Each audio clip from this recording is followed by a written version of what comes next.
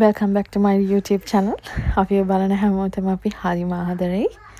ඉතින් මේ වීඩියෝ එක කළා සතියක් යනවා voice එකක් කරන්න. නිශ්ශබ්ද වෙලාවක් හොය හිටියා හම්බුනේ නැහැ. ඉතින් දැන් මොන සද්දයක් ආවත් කරනවා කියලා මම අද කරන්න ගත්තා. කොහොම හරි මේ අපේ උදෑසනක් මම ඔයාලට පෙන්වන්න යන්නේ කොහොමද අපි ගත කරන්න කියලා. කොහොම හරි අයියා බබාවයි මල්ලි බබාවයි දෙන්නම හැමදාම මං එළියට එක්කන් යන්නේ මේ විදිහට. මොකද අයියා බබාට දුක හිතෙයි කියලා මට බය හින්දා බොහොම අමාරුවෙන් දෙන්නවම එකම විදිහට මම එක්කගෙන යනවා එළියට. සාමාන්‍යයෙන් මගේ උදේවරුවක් සතියේ වැඩිපුරම දවස්වලට ගත වෙන්නේ මේ විදිහට. සෙනසුරාදා ඉරිදට නම් චුට්ටක් වෙනස් වෙනවා ගෙදර කොහොම ඉන්නේ හින්දා. නමුත් අනිත් දවස්වල උදේවරුවට ඉන්නේ මායි මගේ මල්ලි විතරයි ගෙදර. ඉතින් එයාගේ උදව්වෙන් තමයි මම ගොඩාක් දේවල් බබාලාගේ දේවල් කරගන්නේ. එයා වැඩට යන්න කලින්. දරුවට කවන එක තරම් අමාරු දෙයක් මේ ලෝකේ කොහෙවත් නැහැ. මන් දන්නේ ඔයාට ඉන්නවා නම් බබෙක් අවුරුදු 2ක් වෙන මට කියන්න ඔයාගේ රෙසිපීස් මොනවාද කියලා. මොකද මට මේක අවශ්‍යම කාලයක්. දරු හරියට තෝර කෑම කන්නේ. චීස් කිසිම පළතුරක් කිසිම දෙයක් කන්නේ නැහැ එයා. හරිම අමාරුයි යාට මේ කෑම කවන්න. බොහොම පින් සිද්ධ වෙයි කවුරු හරි මට කිව්වොත් අවුරුදු 2ක බබෙට මොනවද කවන්න පුළුවන් කියලා. කොහොම හරි මේ වෙලාව තමයි මට පොඩ්ඩක් විනාඩි 5ක් මගේ මල්ලි බබාලා දෙන්නව තියාගෙන දෙන්නේ මගේ තේක රස විඳින්න. ඒක ඉතින් හරීම නිදහස් වෙලාවක් මට ඒ විනාඩි 5. උදේවරුවේ ඉතින් මම මේ වීඩියෝ වල වෙන දේවල් ඔයාලට එක්ස්ප්ලেইন කරන්නේ නැහැ. මොකද ඒක ඔයගලන්ට පේනවනේ. උදේවරුව මම ඊයේ රෑ try කළා කොහොම හරි ඔන්න එනවා. මට කිසිම සද්දයක් නැති වෙලාවක් හොයාගන්න හරිම අමාරුයි දුරු බබත් එක්ක.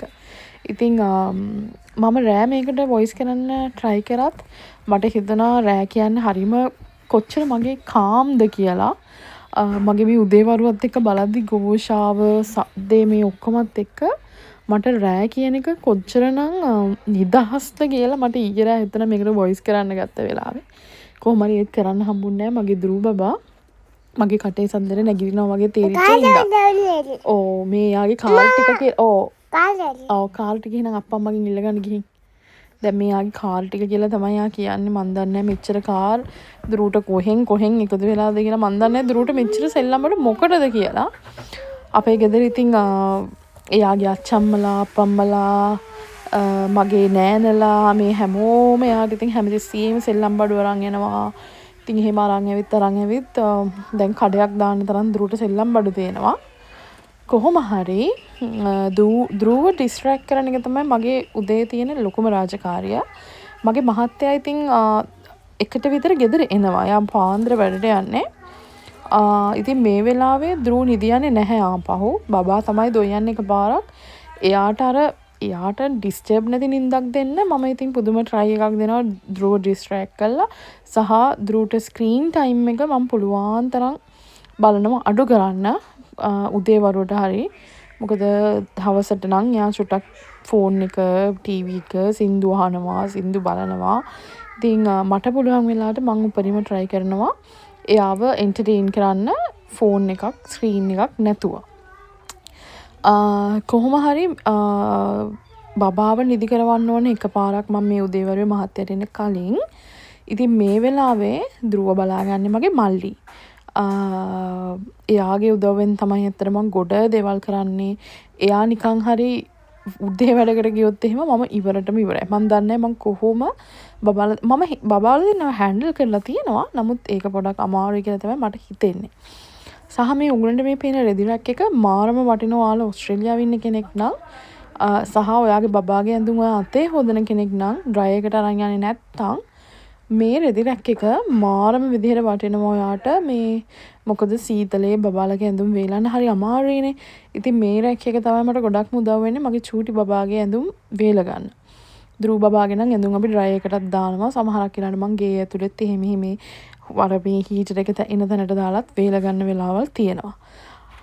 කොහොම හරි බබාව මම උදේවරුවේ කකුලේ තියාගෙන ඉන්නේ මොකද එයාට සැප නිින්දක් දෙන්න. මොකද දරුවගේ පොඩි සද්දෙලත් එයා ගැස්සි ඇහැරෙන හින්දා කකුලේ තියන් හිටියොත් කොහොම හරි නලව මට චුට්ටක් පැය භාගයක් විතර පැයක විතර නිින්දක් දෙන්න පුළුවන්. උපරිම එයා පැය තමයි මේ උදේ නිින්ද නිදියන්නේ. ඊට පස්සේ ඉතින් මගේ මහත්තයා එනකම්ම එයාව හැරවගෙන තියන් ඉන්නවා දරුත් එක්ක. ඊට පස්සේ මම නිදි කරවන්නේ දරුත් එක්කම. දරුගේ නැප් එකත් එක්කම තමයි බබාව නැප් එක අරගන්නේ මම.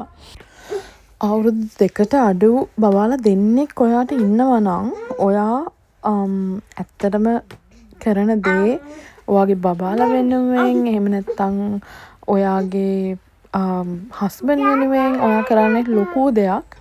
සහ ඔයා එක තනියම කරනවා නම් දැන් මට නම් උදව් හරි තියෙනවනේ. නමුත් ඔයා එක තනියම කරන කෙනෙක් නම් ඔයා ගැන අනිවාර්යෙන්ම ආඩම්බර වෙන්න ඕනේ. මොකද ඒක ලේසි නැහැ. දැන් කොහොම හරි දරුගේ අප්පත් ආවා. දරුගේ අප්පා එන ටයිම් එකත් ආවා.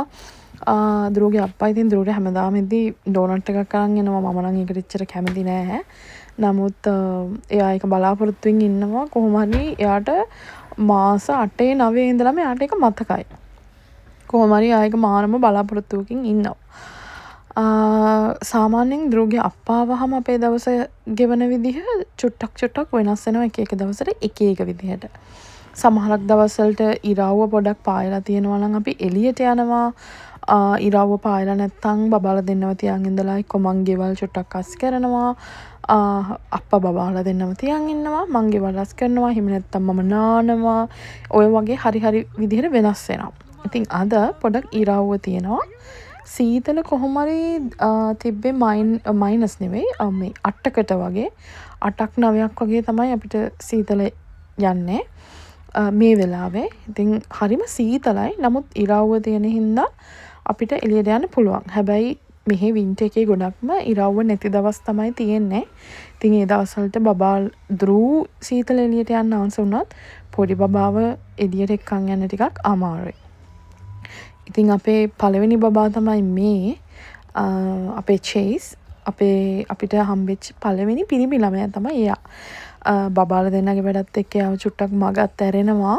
බොරු කියන්න ඕනේ නෑනේ. මොකද එයාට අර තිබ්බ ටෙන්ෂන් එක එහෙම් පිටින්ම අඩු වුණා බබාලා දෙන්නගේ වැඩත් එක්ක. නමුත් දැන් අපි ආයෙ චුට්ට එයාවත් එක්කගෙන වෝක් යන්න එයාවත් අපි ඉන්වෝල් කරගන්න බලනවා අපිට පුළුවන් හැම වෙලාවෙම. නමුත් එයාව මගහැරුණයි කියන කාරණාව අපිට පිළිගන්නම වෙනවා. කොහොම හරි අද ලොකු වැරද්දක් වුණා. අද වෝක් එකේ දෙන්නව බබාලා දෙන්නව දෙහෙක ගෙනාප එක. ඒ දෙන්නගේ එක ප්‍රෑම් එකක් තියෙනවා. ඒ දෙන්නටම දාන්න පුළුවන්. ඉතින් ඒ ප්‍රෑම් එක කොහොම හරි එයාගේ අප්පම්මගේ කාර් එකේ. ඒ හින්දා ධ්‍රුව බයිසිකලේ නැගගෙන බබාව පොඩි ප්‍රෑම් එකේ අරන් ආවා. නමුත් ඒක හරීම අමාරු වුණා මට. කොහොම හරි අන්තිමට මට මේ වෝක් එකත් එපා වුණා. මේක අරන් ආපු එකට. කොහොම මේ දෙක දෙවිදිහකට අරන් ආපු එකට. මේ තැනට ධ්‍රුව එන්න හරිම ආසයි. ධ්‍රුව ආසයි හරියට මේ කුරුල්ල බලන්න මේ තාරාව මං හිතන්නේ මේ තාරාව බලන්න.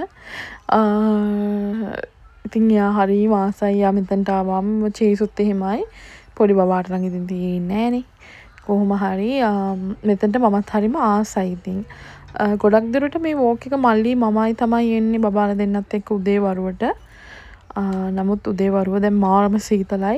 සහ බබාලා දෙන්නගේ ටයිම් ටේබල් චුට්ටක් වෙනස් වෙලා හින්දා පොඩි බබා නිදින වෙලාවල් එහෙම එයා ලොකු වෙන වෙනස් කරනවා. ඉතින් ඒක අනුව තමයි මම මගේ දවස ප්ලෑන් කරන්නේ. මේ අම්මි කෙනෙක් ඉන්නවා නම් ඔය පොඩි බබාලා ඉන්න එයාලා දන්නවා හරියටම බබාලා නිදින ටයිම්. ඒ කියන්නේ එයාලගේ නැප්ස් ටයිම් තියෙනවා. ඒක හැමදාම ඒගොල්ලෝ එකම විදිහට තමයි කරන්නේ. ඕගොල්ලෝ හරියට මේක ඒ කියන්නේ මේ නෝට් කරගෙන හිටියොත් එයාලා ඒක හැමදාම එකම ටයිම් එකට කරන්නේ. ඉතින් මම ඒක දැන් නෝට් කරගෙන ඉඳලා එකම වෙලාවේ එයාව නිදි කරවනවා. එයාගේ ඇහැරවල තියෙනවා. ඒ කියන්නේ එයාව නිකන් අර කොහොමද කියන්නේ? එක විදිහකට පුරුදු කරගෙන වගේ තියෙන. ඒක මම කරපු දෙයක් නෙවෙයි. ඇත්තටම පොඩි බබාම මේ විදිහට පුරුදු.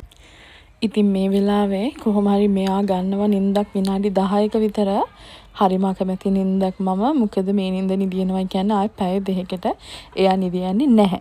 හැබැයි හරියට නිදිය ගත්තා නම් දැන් නිින්ද පැය දෙකක් විතර එක දිගට නිදියනවා. කොහොම හරි දැන් අපි ගෙදර යනවා. ගෙදර ගියාන් පස්සේ අපි මුලින්ම කරන්නේ බබාලා දෙන්නව දැන් එකටම නිදි කරවන එක. ඒකෙන් අපිට පැය දෙකක විතර ටයිම් එකක් තියෙනවා. ජස්ට් වෙන්න දවල්ට කෑම වලටයි ඔක්කොම. ඉතින් ධ්‍රුව මේ නිින්ද නිදියලා තමයි කෑම කන්නේ. සහ ධ්‍රුවට ඉතින් සින්දුවක් නිදි කරන්න සින්දුවක් තෝරන්නත් හරිම අමාරුයි දැන්. එයා සින්දුව තෝරනකම්ම අපි ඉන්න ඕනේ. යාට කැමති සින්දුව වැටෙනකම්. කොහොම හරි මෙච්චර වෙලාවක් මාව අහන් හිටියට බොහොම ස්තුතියි. මම තවත් මේ වගේ vlog එකකින් ඔයාලට ඉක්මනටම එනවා. සමහරකට හවස් වරුවක් අරගෙන. ඉතින් ආයෙත් හම්බ වෙමු.